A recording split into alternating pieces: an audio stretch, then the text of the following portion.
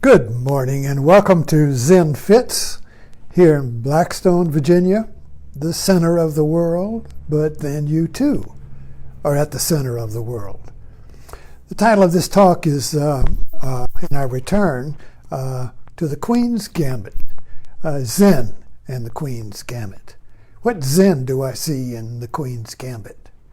Now, we have to understand that a movie like one reason this movie is so popular is because it is so metaphorically deep. There are layers in it. It's like a multicolored diamond that you keep seeing new facets in it, and everybody sees a new reflection of this light, the sparkling light of the diamond. No matter which way you turn it, you get a flash of insight. So the Queen's Gambit is like that diamond that no matter which way you turn it, you get a flash of insight. So you keep turning it. Don't just put the diamond away in your drawer. Oh, it's pretty. I saw it. That's it in the drawer. What's new? No. Keep turning that diamond. Keep looking at it. Be fascinated by it. Don't try to figure it out. Don't try to say, oh, I know what it means. Blah, blah, blah. That's it. That happened with Avatar. Oh, Avatar, that's basically about Western civilization killing the the Indians. No, that's one little spark, but that's not the whole diamond. So Queen's Gambit is like that. So let's look at the sparkling diamond again, and let's focus on the basement. Now, when you look at the diamond of a great metaphorical movie, it's kind of like a Zen cone. You don't really know.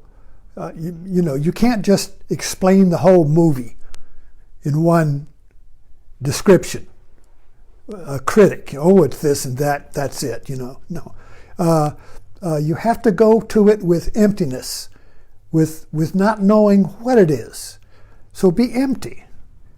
And let the movie fill you up. But how do you let the movie fill you up?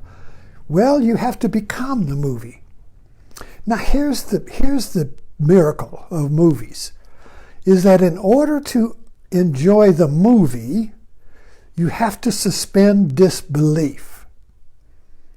In other words, if you believe, the movie's not real, first of all. When you watch a movie, you're not going to die. The hero may die. The world may come to an end, but your world's not. You're not going to die. So the movie is not real. So you have to suspend that belief and pretend the movie's real. And then forget you're pretending. You don't go to a movie and say, oh, I'm pretending it's real. No. You see?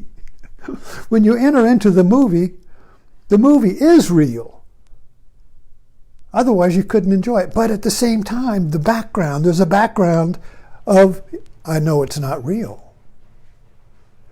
3D was so exciting when it first came out because it broke through that suspension and you were ducking under the chair. Oh my God, you're going to get...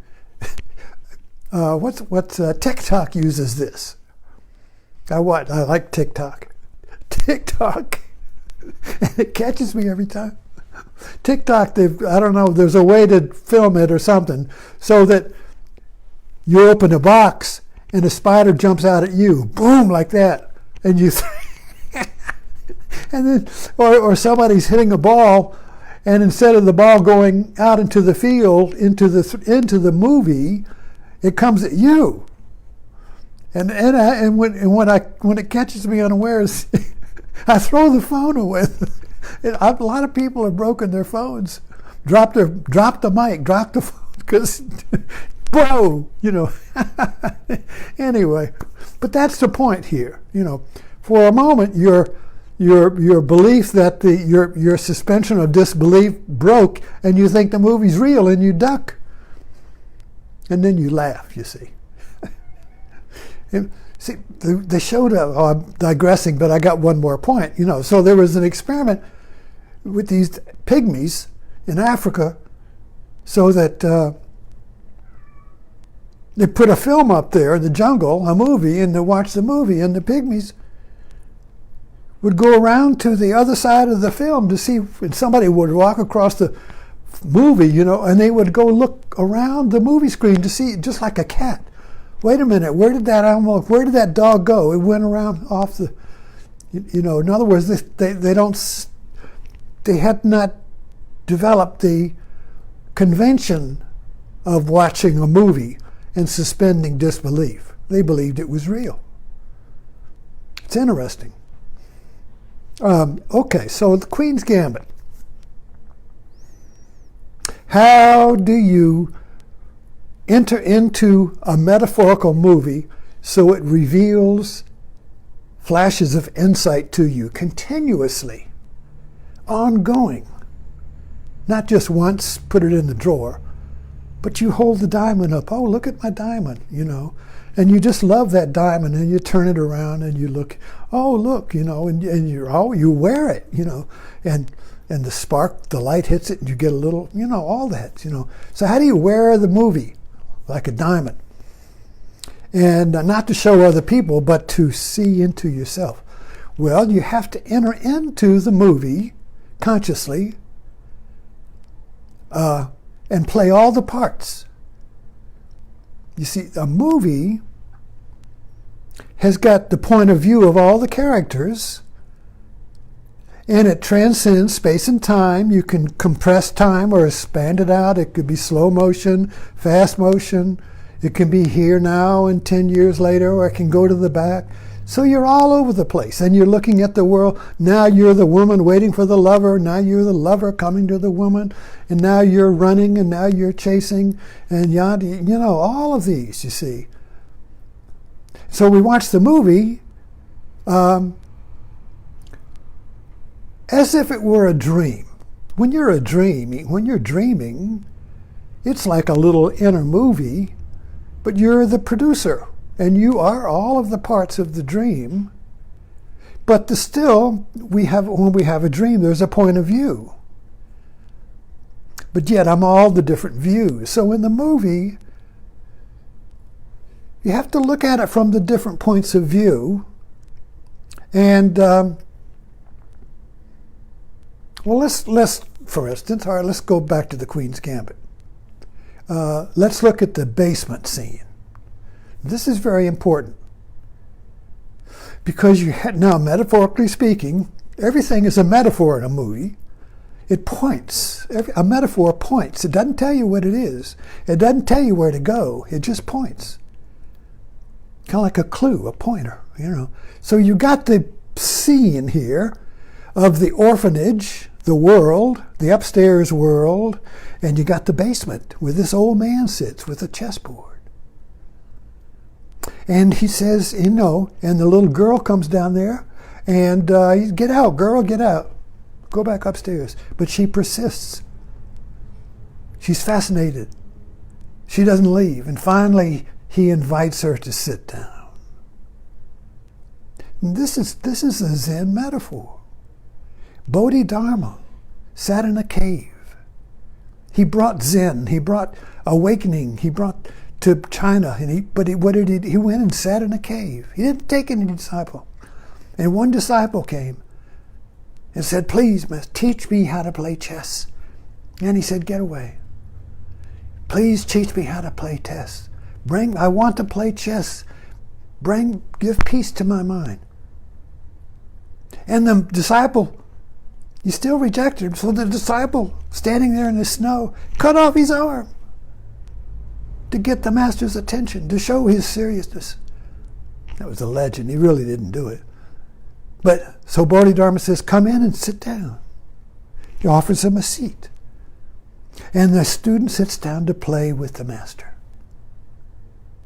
And also in Queen's Gambit, it showed you the chessboard is the world. The 64 pieces, the squares, is the world, is the field of the world. And we're playing, you see. But the master in the basement played with himself. He wasn't lonely, he played with himself. But so the metaphorical meaning here is that the chessboard is the game of life, and we're all playing with ourselves. But we forget, and we think we're playing with other people in business or relationship or the world. I'm always playing with the world, you see. I move here and the world moves there. Oh, shit. You see, I'm going to beat the world. I'm going to win the lottery. I'm going to lift the hammer. I'm going to get approval. I'm going to get likes. I'm going to get respect. I'll move here. And the world moves here. Oh, what should I do? You see. And I think I've got it now. And I move this and the world goes, checkmate. What? I was winning. Trump, right? Trump got checkmate. I was winning. I had all the best moves. Checkmate means no more moves. Checkmate in religious terms is the end of time. Armageddon. The end of time. It's all over. Checkmate. You see. So checkmate means the end of moves, but the game doesn't end. In other words, on the chessboard, you play another game again. Check again. You keep playing. If and kind of like, so life is a game, but we forget we're playing with ourselves. I am the world, and the world is you. The old man in the basement knows that. And so the little girl was his student. She was a monk. And she wanted to play because she was an orphan, in the sense that she had no home. So she made the playing, she made Zen her home. So I say Zen because Zen, basically, the way I practice it or understand it, is that it's insight. Insight Zen. How do you get an insight? Well, you have to be empty. And you have to give up your point of view. You have to give up clinging to your view, your opinion, your belief. You have to give it all up. You have to be an orphan. And then you can play. So the movie ends with her giving up, not going to the celebrity meeting and, being a celebrity and all that, and just going to the park and playing with the old master, who was kind of like reincarnated there. And she sat down with him and played for the joy of it, you see. Anyway, so thanks for dropping in this morning, and hope you have a Zen fit today.